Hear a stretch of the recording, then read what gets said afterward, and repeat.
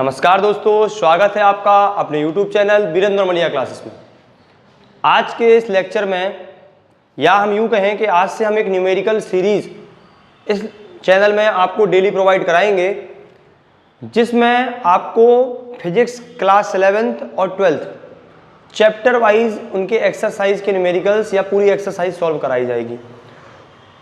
उसके साथ साथ जो अपनी बोर्ड क्लास है क्लास 12th, उसमें आपको एनसीईआरटी बेस्ड क्वेश्चन भी कराए जाएंगे, उसके इंटेक्स्ट क्वेश्चन भी सॉल्व कराए जाएंगे।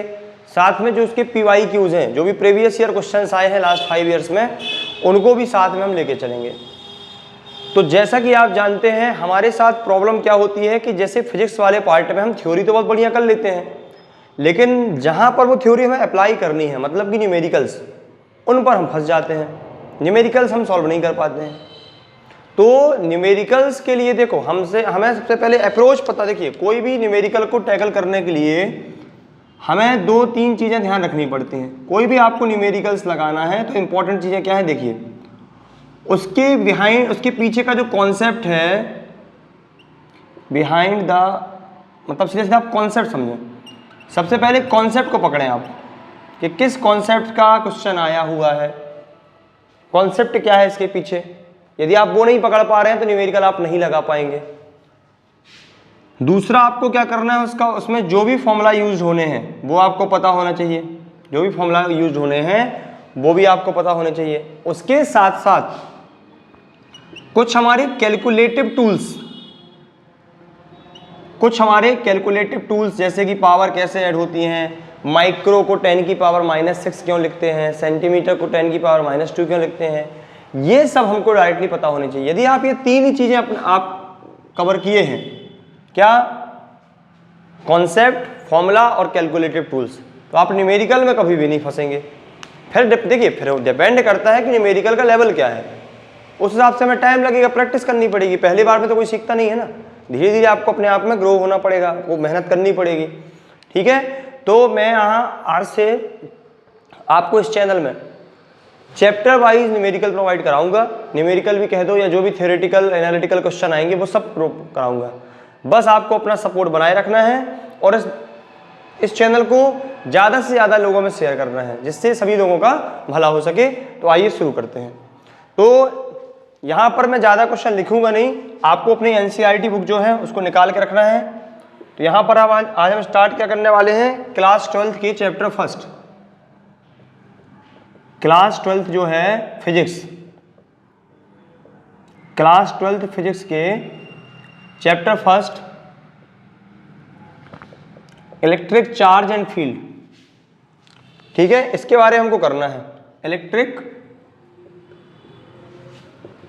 चार्ज एंड फील्ड्स, इनके न्यूमेरिकल हमें सॉल्व करना है।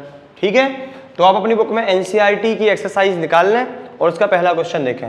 मैं यहाँ पर हर एक क्वेश्चन लिखूंगा तो बहुत ज़्यादा टाइम चला जाएगा, मैं केवल उतनी चीज़ें लिखूंगा जो यूज होनी है बस क्वेश्चन में। ठीक है, तो देखें आपकी बुक में यहाँ पर लिखा है, what is the force between 2 small charge sphere having charges of 2 × 10⁻⁷ and 3 × 10⁻⁷ placed 30 centimetre apart in air. तो देखिए यहाँ पर क्या दिया गया है, इसमें बोल रहा है कि 2 स्फेरिकल चार्ज स्फीयर हैं। क्या दिए गए हमें, 2 स्फेरिकल चार्ज स्फीयर, जिन पर चार्ज कितना है Q1, एक को Q1 बोल देंगे, एक को Q2 बोल देंगे। चार्ज कितना दिया दोनों में, 2 × 10⁻⁷ कूलम, 2 × 3 × 10⁻⁷ कूलम, ये दिया है। एक 2 × 10⁻⁷ और 3 × 10⁻⁷। और इनके बीच की जो डिस्टेंस है R, डिस्टेंस कितनी दी गई है, 30 सेंटीमीटर। और जो मीडियम है वो क्या है, मीडियम क्या है, एयर। तो एयर के लिए हमें पता होना चाहिए, एयर का डाइलेक्ट्रिक कांस्टेंट K इक्वल क्या होता है, 1 होता है। अब देखिए, जब भी हम न्यूमेरिकल सॉल्व करते हैं तो हर एक यूनिट, सेम यूनिट में पूरा का पूरा क्वेश्चन हमारा क्वेश्चन होना चाहिए। मतलब CGS में तो CGS में, फिर बाद में चेंज कर देंगे फाइनल। SI में तो SI में तो देखिए यहाँ पर कूलाम अपने SI यूनिट में है, यहाँ मतलब चार्ज, ये चार्ज का कूलाम SI यूनिट में है, ये सेंटीमीटर है। इसको हमें मीटर में लेके जाना पड़ेगा। अब जब मीटर में हम इसको लेकर के जाएंगे तो आप कैसे करेंगे, 100 का डिवाइड करेंगे, फिर उस डिवाइड को कट करेंगे, बहुत ज़्यादा चीज़ें लेंदी नहीं करना है, थोड़ा हमें स्मार्टनेस भी दिखाना है और टाइम भी सेव करना ज़्यादा से ज़्यादा। तो मैं आपको एक ट्रिक बताता हूँ, लिखता हूँ, जिसमें आप कन्वर्ट डायरेक्ट कर पाएंगे। ठीक है, इसको आपको याद कर लेना है। Deci centi milli micro nano pico femto atto, ये deci centi milli micro nano pico femto atto. Deci का मतलब होता है 10 टू दी पावर -1,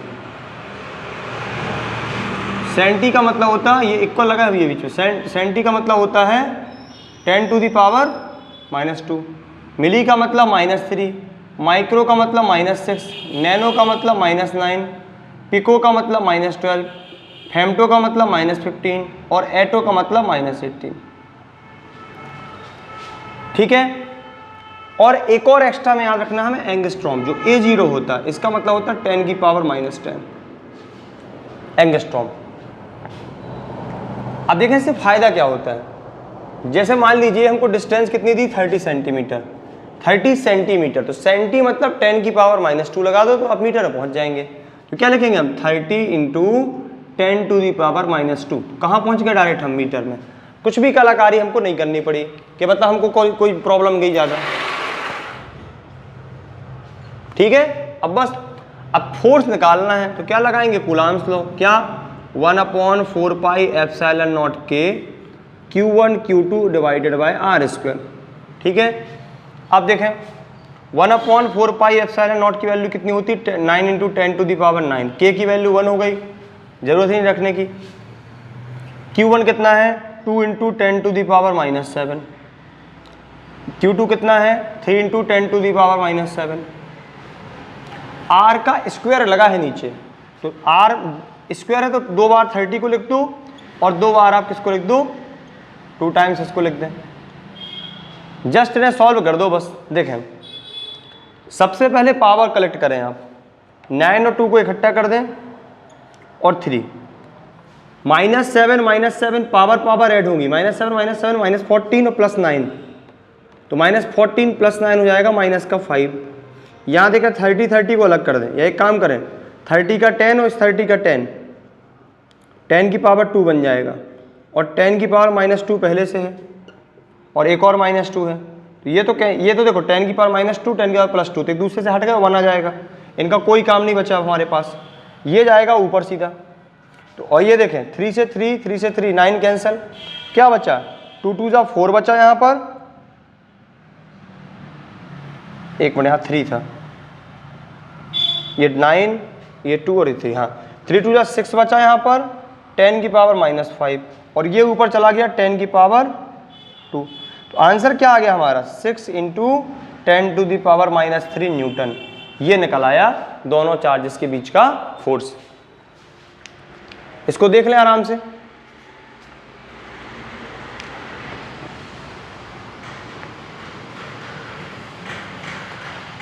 अब ज़्यादा आपको थोड़ा एडवांस में लिखना है तो आप इसमें ये भी लिख सकते हैं कि ये रिपल्सिव नेचर का फोर्स होगा। क्यों होगा रिपल्सिव, क्योंकि ये वाला चार्ज भी पॉजिटिव था, ये वाला चार्ज भी पॉजिटिव था, तो ये यहाँ पर कौन सा नेचर का फोर्स होगा, रिपल्सिव नेचर का फोर्स होगा। क्लियर, देख सकते हैं इसको आराम से आप।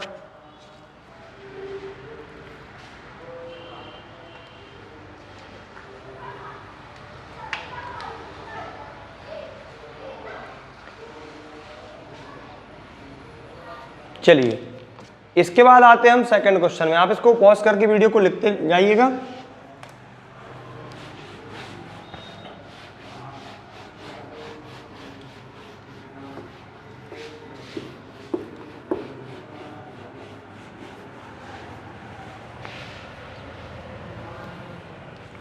सेकंड क्वेश्चन है, the electrostatic force on a small sphere of charge 0.4 microcoulomb due to the another small sphere of charge -0.8 microcoulomb in air is 0.2 newton. What is the distance between two sphere? What is the force on second sphere due to the first? ये निकालना हमको। तो देखो, दो sphere हैं, question number second,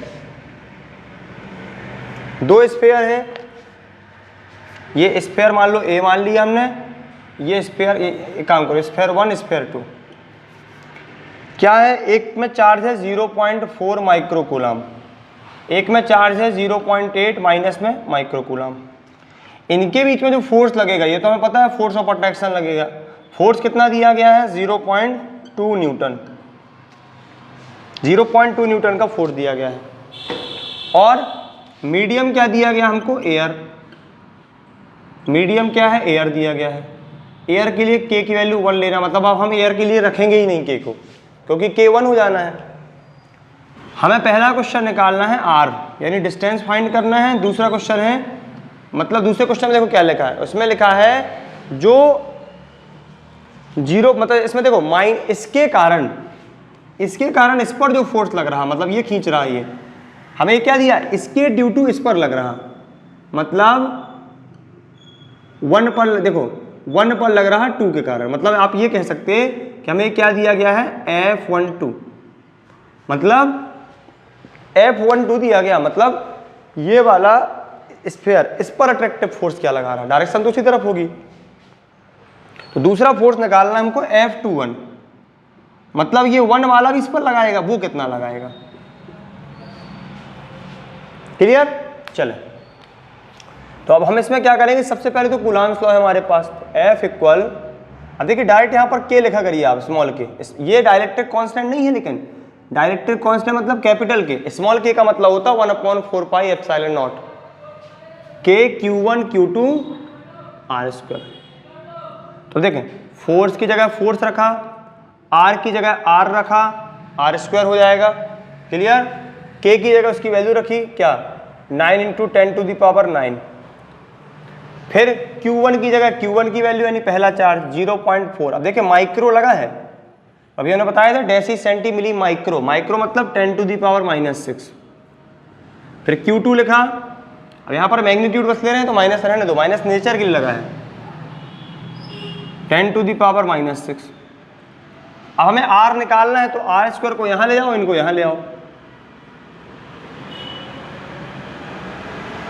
power power इकट्ठा कर लो, value value इकट्ठी कर लो, -6 -12 हो जाएगा पावर, और उसके पास जाएगा 10⁹9 अपॉन क्या बचा, 0.2।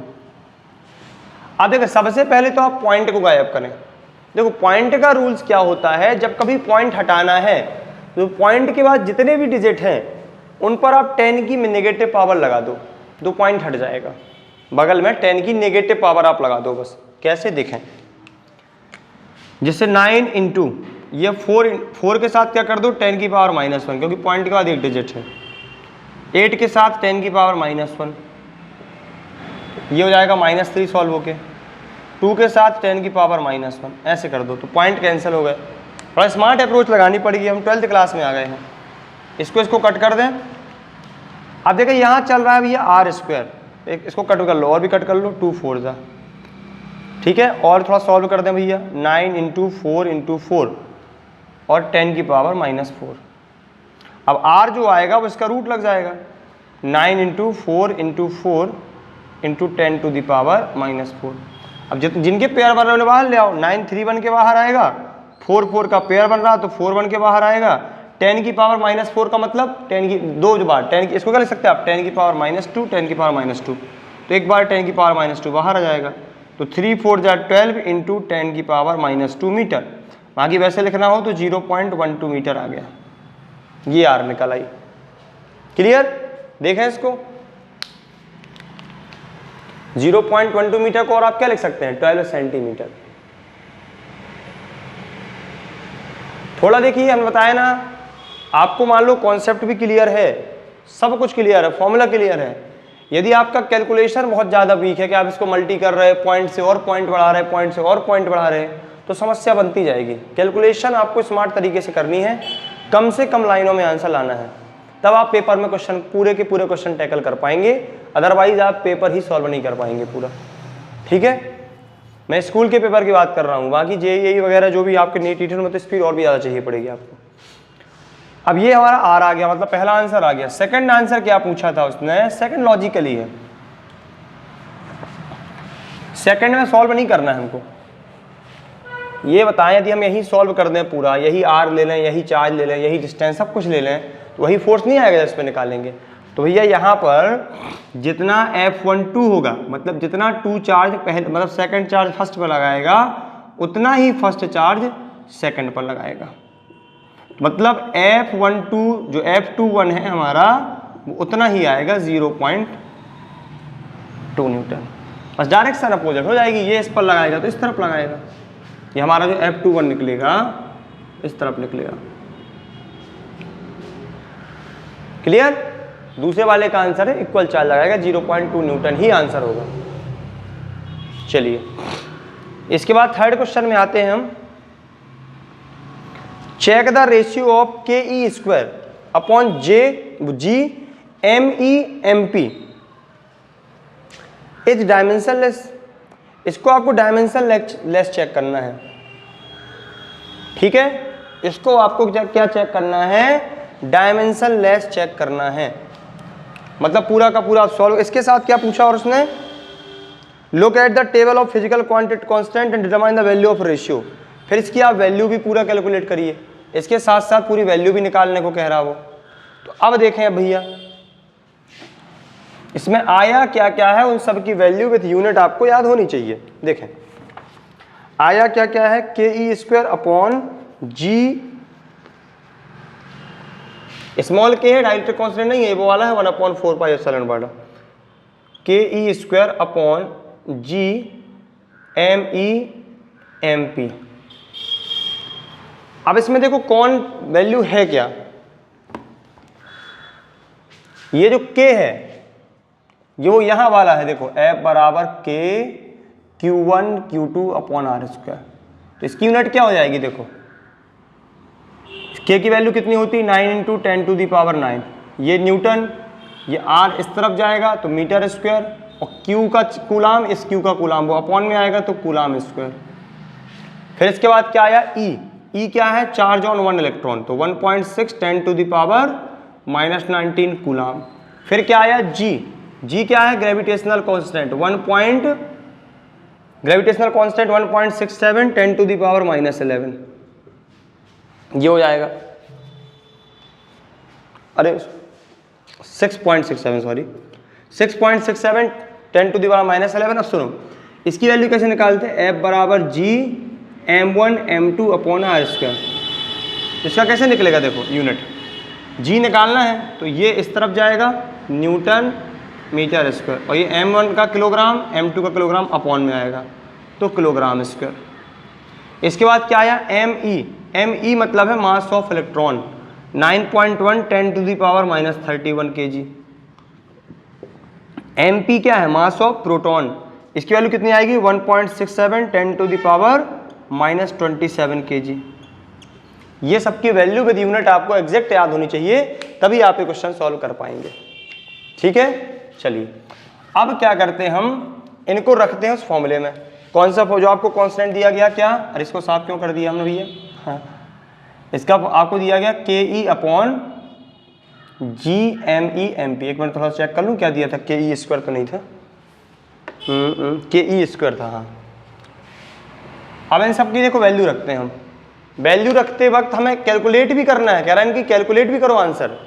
और उसमें ये भी लिखा है आप वैल्यू यूज कर सकते हो, आप उसको टेबल को यूज कर सकते हैं वैल्यूज़ को। पेपर में ज़्यादातर दी भी रहती है वैल्यू, लेकिन आपको याद होनी चाहिए। अब देखें भैया के आपको क्या दिया गया? 9 × 10⁻9। यूनिट के साथ लिखिएगा भैया, न्यूटन मीटर स्क्वायर पर कूलाम स्क्वायर। ई कितना दिया गया? 1.6 10⁻19। एक बार और इसको लिख दो 1.6 10⁻19। क्यों? ई का स्क्वायर है। अब एक कूलाम एक की का, एक कूलाम दूसरे ही का, तो कूलाम स्क्वायर लिख दो इसको, डिवाइडेड बाय जी कितना है 6.67 10⁻⁻11 न्यूटन मीटर स्क्वायर पर kilogram square, multiply ME 9.1 10⁻31 kg, MP 1.67 10⁻27 kg। ये हो गया। सबसे पहले यूनिट चेक करें, क्या सारी की सारी यूनिट कट जाएंगी? कट गई तो डायमेंशन लेस है। देखो ऊपर से न्यूटन मीटर स्क्वायर से न्यूटन मीटर स्क्वायर कैंसिल, नीचे अपॉन का कूलाम स्क्वायर अपॉन का coulomb square cancel, kilogram square से 1 किलोग्राम कैंसिल, मतलब इसमें कुछ भी यूनिट नहीं बचा, मतलब ये डायमेंशन लेस है। ये पहला प्रूफ हो गया कि ये पूरा का पूरा डायमेंशन लेस है। अब बचा हमारा इसमें कैलकुलेशन, इसका आंसर कितना आएगा। तो देखें अब हमने क्या बताया, सबसे पहले डिजिट को एक साथ करो। अब ये 1.6 है, तो 1.6 का हमने 16 क्यों बनाया, 10⁻⁻1 दे दिया, एक का और 10⁻⁻1 दे दिया 16 बना के। सबसे पहले डेसिमल और पावर अलग, डेसिमल हटाओ पावर इकट्ठी कर लो, और ये माइनस का 19 दो बार लिखा ही है, डिवाइडेड बाय 6.67 10⁻⁻। अब यहाँ देखो इसका भी हटा दो, 667 10⁻⁻2 और 10⁻⁻11 रहने दो, 9.1 का भी हटा दो पॉइंट, और 1.67 का भी हटा दो। ये ऐसे क्या होगा, सिर्फ पावर बचेंगी, पावर और डिजिट बचेंगी। अब देखें यदि इसको हम देखो 6 ये हो जाएगा 256 इंटू 9 10⁻⁻90, ये हो जाएगा 10⁻⁻40 ऊपर, डिवाइडेड बाय 667 167 और 91। देखो कैलकुलेशन तो इसकी बहुत ज़्यादा बड़ी हो जाएगी, कैलकुलेशन तो बड़ी होनी है, इसमें छोटा कुछ नहीं होना है।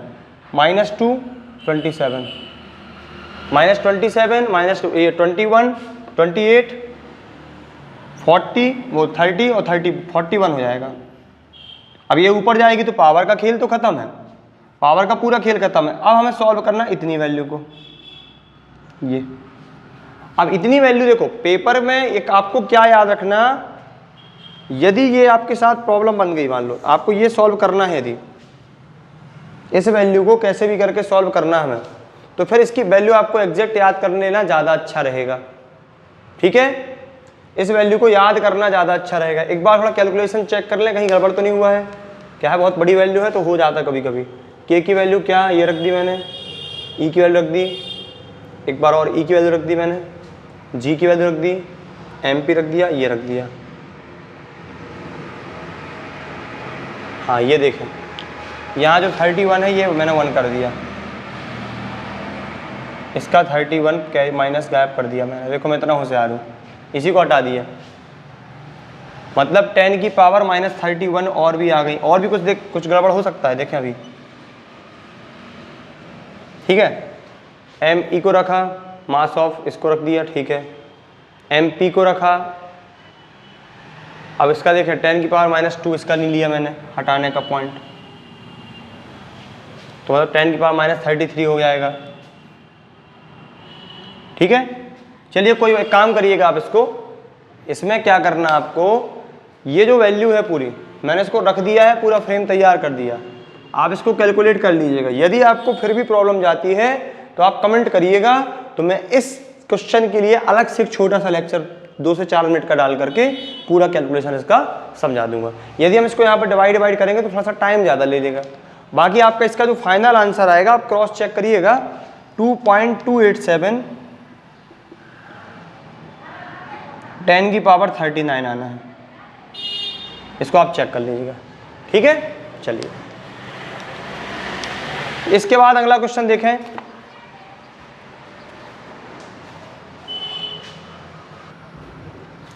अब अगला क्वेश्चन देखते हैं 1.4 में क्या है, एक्सप्लेन द मीनिंग ऑफ, इसको सॉल्व कर लीजिएगा। ठीक है, सिली मिस्टेक्स होने के चांस ज़्यादा हैं क्योंकि वैल्यू बड़ी बड़ी है, लेकिन आपको इसको बार बार लगाना है और इसका फाइनल आंसर भी कोशिश करना है कि याद रहे हमें, जिससे कि पेपर में यदि यही क्वेश्चन आ जाए तो सीधा याद हो जाए, आपको रख दें उनको सीधा आप जाके, टाइम नहीं लगना चाहिए कैलकुलेशन में। 4th क्वेश्चन है, explain the meaning of the statement electric charge a body of a body is quantized. फिर सेकंड क्वेश्चन है फोर्थ में, why can be ignore quantization of charge when dealing with macroscopic that is large scale charges. यहां पर देखिए दो question क्या है, सुनिए। जो फोर्थ क्वेश्चन है उसका पार्ट फर्स्ट क्या कह रहा है कि आपको इलेक्ट्रिक चार्ज का जो क्वांटाइजेशन होता है, इलेक्ट्रिक चार्ज का जो क्वांटाइजेशन होता है उसके बारे में बताना हमको। तो क्वांटाइज्ड होने का मतलब क्या है? तो देखें हमने क्या बताया था, किसी भी सरफेस पर इनक्लोज्ड चार्ज, किसी भी सरफेस पर इनक्लोज्ड चार्ज यानी कि Q एक इलेक्ट्रॉन के चार्ज के इंटीग्रल मल्टीपल के बराबर होता है। कैसे? देखें, मान लीजिए इस पर जितना भी चार्ज होगा वो इसके इलेक्ट्रॉन का चार्ज होगा। इलेक्ट्रॉन के फॉर्म मतलब कोई भी हो सकता, पॉजिटिव चार्ज हो, लेकिन इलेक्ट्रॉन का मल्टीपल चार्ज होगा इसमें। देखो कैसे, इलेक्ट्रॉन पे मान लीजिए एक इलेक्ट्रॉन का चार्ज होता है 1.6 10 - 19 कूलम, ये इलेक्ट्रॉन का चार्ज होता है। ठीक है, तो इसमें जितने भी नंबर्स होंगे एटम्स के फिर उसके इलेक्ट्रॉन प्रोटॉन के, वो फिक्स होंगे भैया। वो ऐसे तो होंगे नहीं कि 1 पॉइंट ऐसे हो, कभी 2.5 इलेक्ट्रॉन्स हैं, ऐसे तो होंगे नहीं। इसमें चार्ज के जो नंबर्स होते हैं वो क्या होते हैं, न्यूमेरिकल वैल्यू होते हैं, वो भी इंटीजर्स। ठीक है, तो यहाँ पर क्या करें हम, यदि इसलिए क्या बोला गया कि इस बॉडी का टोटल चार्ज एक इलेक्ट्रॉन चार्ज का इंटीग्रल मल्टीपल होता है, इंटीग्रल मल्टीपल होता है। क्लियर? मतलब जैसे या तो वो चार्ज ऐसा रहेगा 20e 40e 1.6 10 - 25, तो मैं लगे यहाँ तो पॉइंट लगा दिया, अरे इसका हट जाएगा, ऐसे रहेगा। लेकिन उसमें फिर सेकंड क्वेश्चन में क्या पूछा, ये क्वांटाइजेशन समझ गए ना, इस फॉर्म में रहेंगे charge 40e 100e 1000e, E for charge on 1 electron.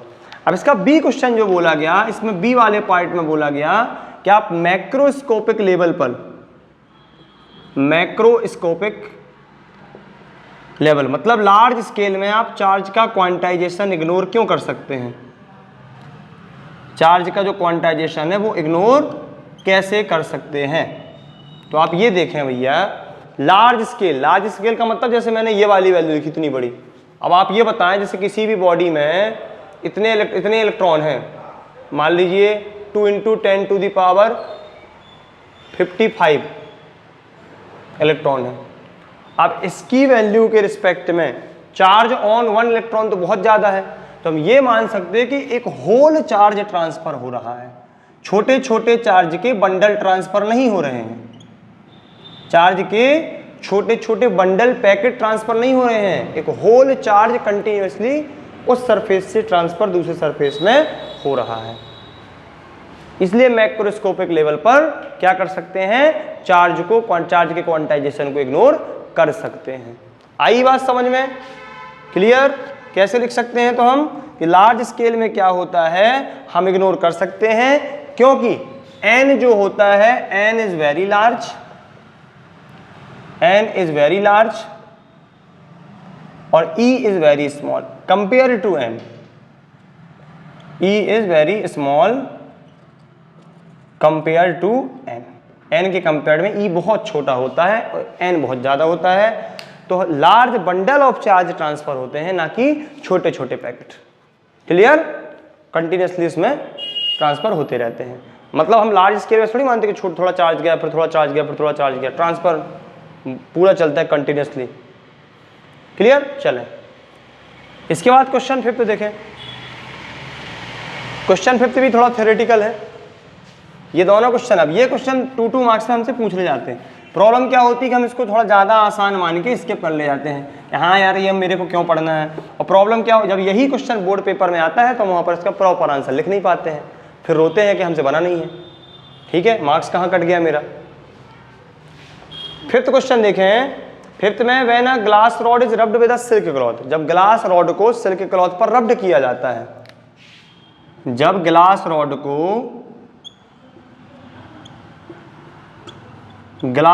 को सिल्क क्लॉथ पर सिल्क क्लॉथ पर रब्ड किया जाता है तो क्या लिखा है इसमें, charges appear on both, charges दोनों पर आएंगे।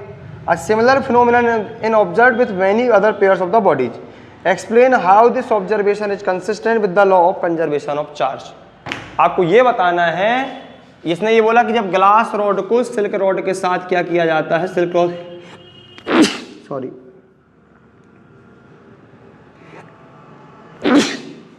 ग्लास रॉड को सिल्क के साथ रब्ड किया जाता है तो दोनों में सेम चार्ज बनते हैं। सेम चार्ज बोले हैं भैया, सेम नेचर के नहीं बोले हैं।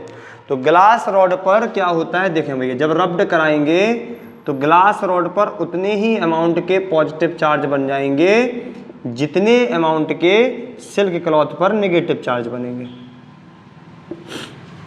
क्लियर? जब ये चार्ज बन जाएंगे तो चार्ज ऑन ग्लास रॉड यानी QG वो क्या होगा, positive nature. Charge on silk cloth QS वो होगा नेगेटिव नेचर। और यदि हम Q नेट निकालें सिस्टम का तो क्या निकलेगा, QG प्लस QS। मान लीजिए इसका जो टोटल चार्ज बना वो प्लस Q बना, इसमें जो जितना चार्ज बना वो माइनस Q बना, तो प्लस Q और माइनस Q, तो नेट चार्ज क्या हो जाएगा, 0। ये कहानी कब की है, नेट चार्ज 0 होने का मतलब क्या है, कहानी कब की है भैया, आफ्टर रबिंग, रबिंग के बाद की कहानी है। रबिंग होने के बाद भी उतने ही चार्ज ग्लास रॉड पर बनेंगे पॉजिटिव नेचर के जितने की सिल्क क्लॉथ पर बनेंगे नेगेटिव नेचर के, तो नेट चार्ज 0। अब बिफोर रबिंग देखें भैया, बिफोर रबिंग मतलब उसके बीच में रब्ड कुछ नहीं हुआ बिल्कुल। तो ग्लास रॉड में जब कुछ नहीं हुआ तो ग्लास रॉड क्या थी, न्यूट्रल थी, तो कोई चार्ज नहीं था उस पर। ठीक है, तब सिल्क क्लॉथ क्या था, न्यूट्रल था, कोई चार्ज नहीं था उस पर। तो क्यू नेट क्या निकलेगा, 0 प्लस 0 यानी कि 0।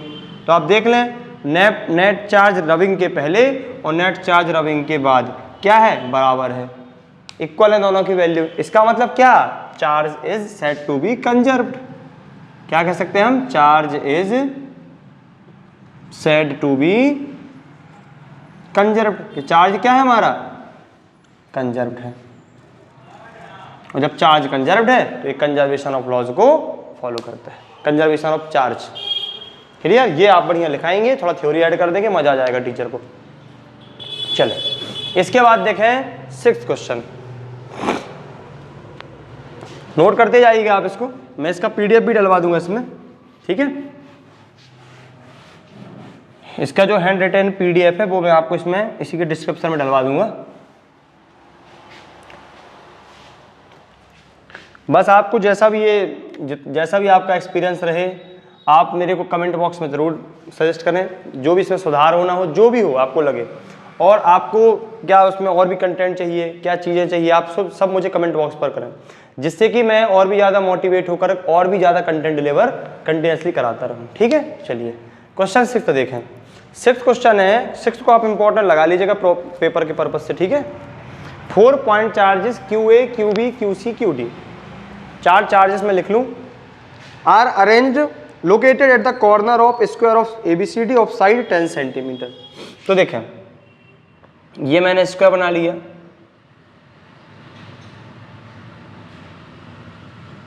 Square ABCD। अब A पर जो चार्ज रखा है QA वो कितना रखा है, 2 माइक्रोकूलम। B पर जो चार्ज रखा है वो रखा है QB -5 माइक्रोकूलम। C पर जो चार्ज रखा है वो क्या रखा है, QC 2 माइक्रोकूलम। और D पर जो चार्ज रखा है QD वो कितना रखा गया है, QD -5 माइक्रोकूलम। अब क्वेश्चन क्या है, साइड सबकी 10 सेंटीमीटर है, स्क्वायर की एक साइड 10 है, मतलब सब कुछ 10 है, ये वाला भी 10, ये वाला भी 10, ये सभी 10 है। What is the force on a charge of 1 microcoulomb placed at the center of the square? एक 1 माइक्रोकूलम का चार्ज है जो इसके सेंटर पर रखा गया है। सेंटर का मतलब यह देखो, ये तो हम क्या कह सकते हैं, यदि हम इनके डायगोनल को मिला दें, यदि हम इनके डायगोनल को मिला दें तो जो इसका डायगोनल का इंटरसेक्टिंग पॉइंट होगा वो सेंटर होगा इस स्क्वायर का। यहाँ पर जो सेंटर वर्ड बोला गया है, देखें हमें काम भैया कॉन्सेप्ट पर करना पड़ता है। कल के दिन वो आपको क्या करे पेपर में, स्क्वायर की जगह इक्विलेटरल ट्राइंगल डाल दे, फिर बोल दे कि फिर निकालो, तो हमें बनना चाहिए वो लगाते। ये क्वेश्चन आपके एग्जाम्पल में है इक्विलेटरल ट्राइंगल वाला, उसके सेंट्रॉइड पर रखा गया था उसको चार्ज को, ठीक है। तो हमको फोर्स कैलकुलेट करना है सेंटर पर। तो देखिए फोर्स निकालने के लिए क्या क्या चाहिए पड़ता, एक चार्ज, दूसरा चार्ज, डिस्टेंस और मीडियम, ये 4 चीज़ चाहिए पड़ती। यदि मीडियम हमको नहीं दिया है तो हम एयर वैक्यूम स्टैंडर्ड मान के चलेंगे कि एयर वैक्यूम है, जनरली वो देता है, इसमें लिखा होगा शायद, नहीं लिखा, तो हम एयर वैक्यूम ही लेके चलेंगे मीडियम, ठीक है। चलें, अब यहाँ पर हमको नेट फोर्स निकालना है जहाँ पर हमारा 1 माइक्रो कूलाम का चार्ज रखा गया। अब देखो इसको हम बगैर पेन उठाए सॉल्व कर देंगे कि मतलब इसका नेट चार्ज, नेट फोर्स कितना आएगा, लेकिन थोड़ा लिखना तो पड़ेगा भैया। अब सुने, जैसे एक फोर्स लगेगा इन दोनों के बीच में, एक फोर्स लगेगा इन दोनों के बीच में, एक फोर्स लगेगा इन दोनों के बीच में, और एक फोर्स लगेगा इन दोनों के बीच में। यहाँ पर हम क्या अप्लाई करते हैं, कौन सा कॉन्सेप्ट भैया, क्या बोलते हैं उसको हम लोग, यहाँ पर हम क्या कर रहे हैं, देखें कि हमें इनसे मतलब नहीं है, फोर्स ये भी लगाएंगे, हमें इन चारों का इम्पैक्ट इस सेंटर पर डालना है। इन चारों का इम्पैक्ट कहाँ डालना है, सेंटर पर डालना है। क्लियर। तो देखें क्या करें हम, हमें जैसे मान लीजिए इसको मैंने बोल दिया चार्ज QO, तो हमें निकालना है जैसे इसके बीच में फोर्स निकालना है, तो मैंने इसका नाम दे दिया FOA। इसका मतलब क्या है भैया, OA का मतलब A से O पर लगने वाला फोर्स, चार्ज QA से चार्ज O पर लगने वाला फोर्स। क्या निकलेगा इसका फॉर्मूला, K यानी स्मॉल k, पहला चार्ज यानी 2 माइक्रो कूलाम, दूसरा चार्ज यानी कि 1 माइक्रो कूलाम, अपॉन डिस्टेंस। तो डिस्टेंस AO आपको पता है क्या, नहीं पता। चले अब देखें, थोड़ा सा ज्योमेट्री यूज करते हैं। हमको क्या पता कि जो AC एंड BD हैं वो डायगोनल्स हैं, क्या करेंगे, बाइसेक्ट करेंगे एक दूसरे को, बाइसेक्ट ईच अदर। और स्क्वायर का जो डायगोनल होता है, स्क्वायर का जो डायगोनल होता है भैया वो क्या होता है, A√2। ये आपको फॉर्मूला याद होना चाहिए, नहीं तो फिर ट्रिग्नोमेट्री लगाते रहना, वो पाइथागोरस लगाना। A√2, A क्या है, साइड, तो इसकी साइड 10 है, तो इसका जो डायगोनल क्या आएगा, 10√2, पूरा डायगोनल आएगा 10√2। और ये बाइसेक्ट हो रहे हैं, तो ये 5√2, ये 5√2, ये 5√2 और ये 5√2, 10√2 पूरा, 5√2 आधा। तो डिस्टेंस क्या मिल गई हमको, 5√2 मिल गई। तो 5√2 और 5√2। लेकिन अब एक बात और समझे भैया, सेंटीमीटर में था वो, सेंटीमीटर में था, तो हम सेंटीमीटर में देखिए हमें क्या करना, हमें नेट चार्ज निकालना। तो अभी हम इस वैल्यू को बाद में इकट्ठा कन्वर्ट कर देंगे नेट निकालते समय, अभी हम डायरेक्ट वैल्यू यही रख रहे हैं, माइक्रो में ही रहने दो आप चार्ज को। तो क्या निकल के आएगा यदि हम इसको सॉल्व करें, मान लीजिए चलो करे दे रहे हैं सॉल्व, हम देखें पूरा करे दे रहे हैं। जैसे ये 5√2 है, इसमें क्या था सेंटीमीटर, तो मैंने क्या बताया, सेंटीमीटर को हटाने के लिए -2 लगाओ, तो एक बार फिर -2 लगेगा क्योंकि 2 बार स्क्वायर लगा ना है, R स्क्वायर। माइक्रो हटाने के लिए क्या करना पड़ेगा, माइक्रो के इम्पैक्ट को खत्म करने के लिए क्या करना पड़ेगा, 10⁻⁻6 इसको भी देना पड़ेगा, 10⁻⁻6 इसको भी देना पड़ेगा। के हम बाद में रख, देखो के क्या रख दें, 9 × 10⁹, 2 × 10⁻⁻6 और 1 × 10⁻⁻6 डिवाइडेड बाय 5√2, 25 × √2 25, 50 हो जाएगा, 50 हो जाएगा, ये 10⁻⁻4। अब इसको सॉल्व करने पूरा, देखो कैसे, 9 × 2 = 18, ये हो जाएगा 10⁻9 और ये ऐड हो जाएंगे 10⁻12 और ये प्लस में जाएगा 4 ऊपर, ठीक है, अपॉन में बचा 50। इसको और सॉल्व करना चाहते हैं तो देखें, इसको कट कर लो, ये 9 डायरेक्ट, अरे इसको हटा ना, हटी कट कर लो, 9/25, ये 13 और एक ये बचा, तो 10⁻1 बचा सीधा सीधा, और बचा 9/25। ये हमारा कुछ फोर्स आ गया। मान लो आपको, यदि आप पॉइंट में आंसर लाना चाह रहे हैं तो लगभग आंसर आएगा 25 3 जा 75, 15 बचे 6 जा, ये आ जाएगा 0.36 10 की पावर 1, यानी 3.6 न्यूटन का फोर्स आ गया। कौन सा वाला फोर्स आ गया? ओ ए वाला। ठीक है, अब देखें जितना ये फोर्स आएगा, अब ये देखो ए को लगाना है इसकी तरह, इसको ओ पर, तो देखें ए जो है वो पॉजिटिव है और ओ पर रखा हुआ चार्ज पॉजिटिव है, तो कहाँ फोर्स लगेगा? इस तरफ लगेगा कि नहीं? एक मिनट, यहाँ एक जगह नेगेटिव पॉजिटिव होगा कहीं ना कहीं, एक मिनट।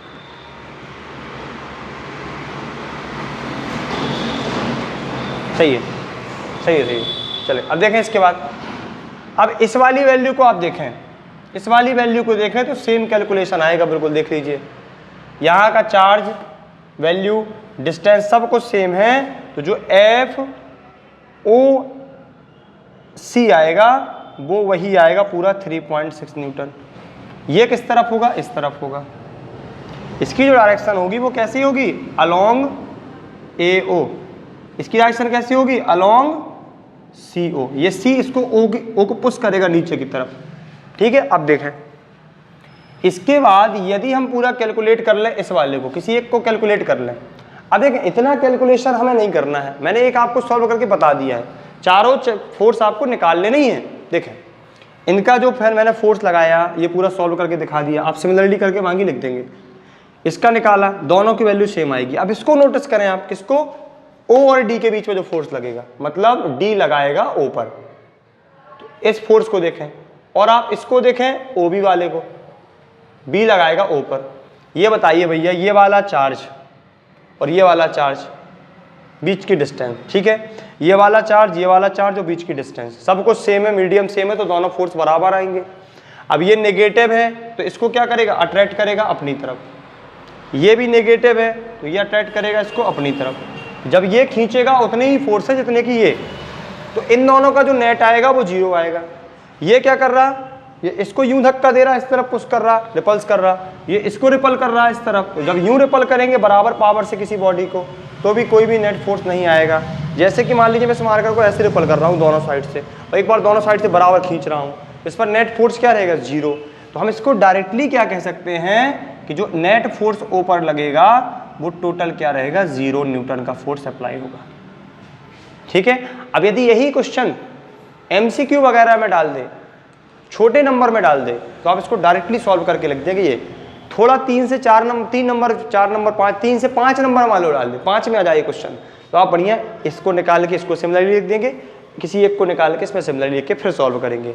तो वो आप क्वेश्चन के वेटेज के हिसाब से कि कितने मार्क्स का क्वेश्चन है उस हिसाब से आप इसको सॉल्व कर देंगे। समझ में आ गया? देखें ये पॉजिटिव इसको रिपल करेगा, ये पॉजिटिव इसको रिपल करेगा, दोनों की वैल्यू सेम है, चार्ज की भी और डिस्टेंस की भी, नेट फोर्स इक्वल होगा।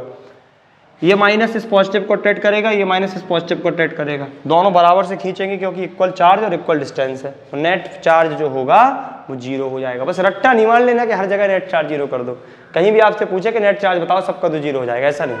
अब इस क्वेश्चन को डिफिकल्ट बना सकते थे, चारों चार्ज अलग अलग कर देते, फिर निकालना पड़ता हमको net, 1 microcoulomb, 2 microcoulomb, 3 microcoulomb, 4 microcoulomb, फिर सॉल्व करते ज़्यादा डिफिकल्ट हो जाता है।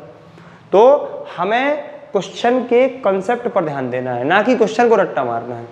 चेंज होके भी आ जाए तो मेरे से बन जाना चाहिए। ठीक है, चलिए इसके बाद देखते हैं हम 7th क्वेश्चन। इस लेक्चर में हम आपको लगभग 10 क्वेश्चन करा दे रहे हैं, इसके बाद फिर एक और लेक्चर इसका डाल देंगे, तो जिससे ये वीडियो ज़्यादा लेंदी भी नहीं होगी और आपके पास बढ़िया कंटेंट पहुंच जाएगा। फिर एक सीरीज लाएंगे इसकी PYQ वाली, 3 लेक्चर में पूरे न्यूमेरिकल आपके 100% कवर हो जाएंगे चैप्टर के, फर्स्ट चैप्टर के। चलिए इसके बाद देखें 7th क्वेश्चन है, an electrostatic field lines is continuous curve that is a field line can not be sudden break, why not? मतलब पूछ रहा है कि इलेक्ट्रिक फील्ड लाइंस जो होती हैं वो कंटिन्यूअसली कर्व बनाती हैं, कंटिन्यूअसली कर्व बनाती हैं, वो सडन ब्रेक क्यों नहीं होती बीच बीच में? उनमें सडन ब्रेक हो जाना चाहिए, ऐसा क्यों नहीं होता, ये पूछ रहा हूँ। तो देखें भैया, किसी भी चार्ज का इलेक्ट्रिक फील्ड जो होता है वो किससे दिखाया जाता है? उसकी फील्ड, उससे हम क्या बोल सकते हैं, किससे दिखाया जाता है भैया? इलेक्ट्रिक फील्ड लाइन से। ये ऐसे भी बन जाता, या यहाँ प्लस है यहाँ माइनस है तो ऐसे भी बन जाता वो। अब ये बीच में सडन ब्रेक होने का चांस इसलिए नहीं है, देखो जैसे यहाँ से फील्ड यहाँ पर है तो डिस्टेंस जब जैसे बढ़ेगी तो हम जानते हैं ई जो होता है वो आर स्क्वायर का इन्वर्सली प्रोपोर्शनल होता है। डिस्टेंस बढ़ाओगे इंटेंसिटी घटती जाएगी, यानी फील्ड इम्पैक्ट घटता जाएगा। लेकिन फील्ड इम्पैक्ट सडन नहीं घटता है, फील्ड में जो चेंज आएगा वो ग्रेजुअली आएगा, मतलब धीरे धीरे, gradually increase either gradually decrease. तो जब सडन चेंज नहीं होगा, ग्रेजुअली इंक्रीज होगा ग्रेजुअली डिक्रीज होगा, तो वो एक कंटिन्यूअस फ्लो बनाएंगी चार्ज का, मतलब धीरे धीरे फ्लो डाउन हो जाएगा, स्लो हो जाएगा, लेकिन ब्रेक नहीं होगा वो। क्लियर? तो फील्ड का जो इम्पैक्ट होगा फोर्स घटने के कारण कम हो जाएगा, डिस्टेंस बढ़ेगी तो फोर्स कम हो जाएगा, और फोर्स कम हो जाएगा तो E बराबर F/Q0 से E भी कम हो जाएगा। और E कम होने का मतलब है क्या? E कम होने का मतलब है इंटेंसिटी कम हो जाएगी, लेकिन इंटेंसिटी में सडन चेंज नहीं आता है। यही कारण है कि electric field lines always continuously curve बनाती हैं। ठीक है, बाकी मैं आपको इसके जितने भी थ्योरेटिकल क्वेश्चन है एज वेल एज न्यूमेरिकल वाले प्रॉपर लिखना कैसे है, इनका सोल्यूशन मैं आपको डिस्क्रिप्शन में PDF के फॉर्म में डाल दूंगा। ठीक है, चलिए इसके बाद सेकंड क्वेश्चन है, क्वेश्चन 7th का सेकंड, बहुत इंपॉर्टेंट है, ये कई बार पेपर में पूछा जा चुका है हमारे बोर्ड पेपर में। 7th का जो B वाला है कई बार आ चुका है पेपर में। क्या पूछ रहा है उसमें? इलेक्ट्रिक फील्ड लाइंस जो होती हैं वो कभी इंटरसेक्ट क्यों नहीं करती हैं। ये जो 7th क्वेश्चन है, 7th क्वेश्चन अभी तक हमारे CBSE में 2003, 2005, 2014 3 बार पूछा जा चुका है। क्वेश्चन 7 जो मैं पढ़ा रहा हूँ ये और इसका B वाला, तो इसको थोड़ा इंपॉर्टेंट है मतलब। ठीक है, देखें अब पूछता है इलेक्ट्रिक फील्ड लाइंस एक दूसरे को इंटरसेक्ट क्यों नहीं करती। इसको हम अपोजिट तरीके से सोच के काम करेंगे। कैसे? मान लीजिए वो कर गई, मान लीजिए इलेक्ट्रिक फील्ड लाइंस एक दूसरे को इंटरसेक्ट कर भी गई तो क्या होगा। देखें हमने सपोज किया कि मान लो वो इंटरसेक्ट कर गई, ये किया और इसको ये किया। अब ये इंटरसेक्ट कर गई तो आपको ये तो पता होगा कि इलेक्ट्रिक फील्ड लाइन के किसी भी पॉइंट पर टेंजेंट जो ड्रॉ की जाती है वो फील्ड को दिखाती है, दिखाती कि नहीं। तो देखें यहाँ पर टेंजेंट क्या डालेगी, ये फील्ड को या फोर्स को दिखा देगी। यहाँ पर टेंजेंट क्या डालेगी, तो ये फील्ड को या फोर्स को दिखा देगी। और ये क्या है, इलेक्ट्रिक फील्ड लाइंस एक ही फील्ड की होंगी। ठीक है, अब आप ये बताएं इलेक्ट्रिक फील्ड या फोर्स क्या है? एक वेक्टर क्वांटिटी है। क्या है? वेक्टर क्वांटिटी है। अब यदि इसके पॉइंट ऑफ इंटरसेक्शन पर क्या किया गया है, पॉइंट ऑफ इंटरसेक्शन पर 2 टेंजेंट ड्रॉ की गई हैं। कितनी टेंजेंट ड्रॉ की गई हैं? 2 टेंजेंट्स। और जब 2 टेंजेंट्स ड्रॉ की गई हैं तो इसकी फिर 2 डायरेक्शन होंगी, फोर्स और फील्ड की 2 डायरेक्शंस होगी। अब आप ये बताएं किसी वेक्टर क्वांटिटी की एट अ पॉइंट 2 डायरेक्शंस हो सकती हैं क्या? कभी नहीं हो सकती। यही कारण है कि इलेक्ट्रिक फील्ड लाइंस एक दूसरे को कभी भी इंटरसेक्ट नहीं करते हैं। मतलब यहाँ पर हम क्या लिख देंगे, if we do so there are 2 directions, there will be 2 directions of the electric field lines at a point which is not possible because a single vector quantity have no there is no possibility of a single vector quantity of 2 directions at a point. Clear? यही कारण है कि कोई भी 2 vector quantity कभी भी मतलब क्या कोई भी 2 इलेक्ट्रिक फील्ड लाइंस कभी एक दूसरे को इंटरसेक्ट नहीं करती है। चलिए इसके बाद हम आते हैं क्वेश्चन नंबर 8 में। क्वेश्चन 8 को भी इंपॉर्टेंट लगाइएगा, आपके 2003 एग्जाम में आया था ये क्वेश्चन 8। देखें इसको, देखते हैं क्वेश्चन 8 को।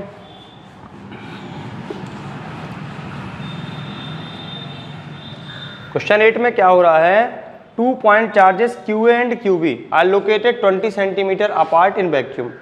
मतलब QA और QB जो आपको दिए गए हैं वो 20 सेंटीमीटर डिस्टेंस पर रखे गए हैं।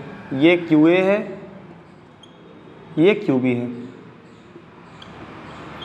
3 माइक्रोकूलम इसकी वैल्यू है और -3 माइक्रोकूलम इसकी वैल्यू है।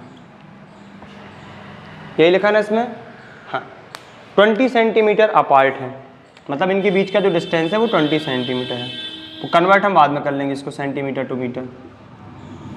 अब इसमें एक क्वेश्चन क्या पूछा गया, ये भी PYQ का पार्ट है, ये PYQ में है प्रीवियस ईयर में। What is the electric field at a mid point of O, इसके मिड पॉइंट O पर, मतलब आप A और B के मिड पॉइंट O पर आप इसका इलेक्ट्रिक फील्ड कैलकुलेट करो। तो देखें इलेक्ट्रिक फील्ड इस पर हम इसका पता करना है। तो इलेक्ट्रिक फील्ड होता क्या है भैया, E बराबर F/Q0। तो हम यहां पर इलेक्ट्रिक फील्ड का वही फॉर्मूला लगाएंगे ना, कौन सा, E इक्वल टू कौन सा फॉर्मूला, 1/4πε0 Q/r², ये वाला फॉर्मूला लगाएंगे। इसके कारण हम ये डिस्टेंस लगा देंगे। लेकिन हम यहाँ ये एज्यूम करके चला करते हैं, देखिए ये आता क्यों नहीं है प्ले में, हम ये एज्यूम करके चलते हैं कि यहाँ पर एक यूनिट चार्ज रखा गया है। ठीक है, यहाँ पर क्या है, एक यूनिट चार्ज रखा गया, हम यूनिट पॉजिटिव चार्ज को एज्यूम करके चला करते हैं। ठीक है, चलिए अब देखो, हालांकि अब आपको लगेगा कि यहाँ का चार्ज प्ले में क्यों नहीं आता, क्योंकि भैया जो चार्ज होता है ना, ये वाली वैल्यू कैंसल आउट हो जाती है बाद में। देखिए इलेक्ट्रिक फील्ड वाले केस में जब आप F का फॉर्मूला लगाते हो 1/4πε0 Q/r², और अपॉन का Q0, तो Q0 से Q0 कैंसिल हो जाता है, वो टेस्टिंग चार्ज, इसलिए इसको यहाँ पर आता नहीं है। लेकिन हम यहाँ मान के चले यूनिट से कोई इंपैक्ट तो पड़ना नहीं है फॉर्मूले में, यदि यहाँ पर कुछ बगल में आ भी जाएगा अपॉन में। ठीक है, चलें अब हम निकालते हैं QA, मतलब सॉरी EA, क्या निकलेगा 1/4πε, वैक्यूम लिखा है तो एक काम करते हैं K small k 3 micro coulomb upon r²। अब मिड पॉइंट है तो ये 10 होगा, ये 10 होगा, तो 10 सेंटीमीटर का स्क्वायर। तो देखें 10 सेंट, इसका स्क्वायर लगाने से पहले सेंटीमीटर को कहाँ लेके चलो, मीटर में। ठीक है, तो इसको और सॉल्व कर दें, चलिए इसको माइक्रो कूलाम को बाद में चेंज कर देंगे। अब क्या आया हमारा, चलिए अभी E भी निकालना है। देखो यहाँ यूनिट पॉजिटिव चार्ज है, तो इसकी जो EA की डायरेक्शन होगी वो कहाँ होगी, इस तरफ। मतलब हम इसमें लिख दे, ब्रैकेट में लिख दिया करो अलोंग AO। अब E भी निकालना और E भी निकालना। अब E भी क्या करेगा, इस पॉजिटिव चार्ज को खींचेगा अपनी तरफ, तो इसकी डायरेक्शन भी ऐसे होगी। मतलब EA भी इस तरफ है और EB भी उसी तरफ है, तो E भी क्या हो जाएगा, K 3 माइक्रो कूलाम अपॉन, ये पूरा वही आएगा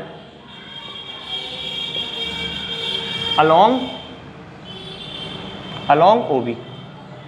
अब नेट निकालना है, E नेट, तो क्या दोनों को ऐड कर दो आप, EA प्लस EB, दोनों को ऐड कर दो।